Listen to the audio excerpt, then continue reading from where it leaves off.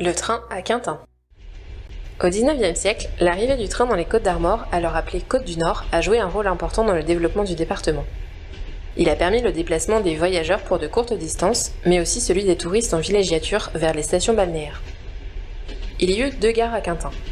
La première était celle située à Saint-Brandan, encore visible aujourd'hui, qui était desservie par la ligne Saint-Brieuc-Pontivy, passant par Loudéac. Le premier train arriva à Quintin en 1871 depuis Saint-Brieuc. Les derniers voyageurs ont été accueillis dans cette gare en 2006. Cette ligne servait aussi aux trains de marchandises. Les productions de pommes de terre, chevaux, bois, peaux et autres colis de charcuterie et de volaille partaient ainsi dans toute la Bretagne et même au-delà. Par cette gare arrivait aussi à Quintin un certain nombre de marchandises à destination des industries. Engrais, céréales, matériaux de construction, mais aussi les vins et les bières pour la maison du Haut.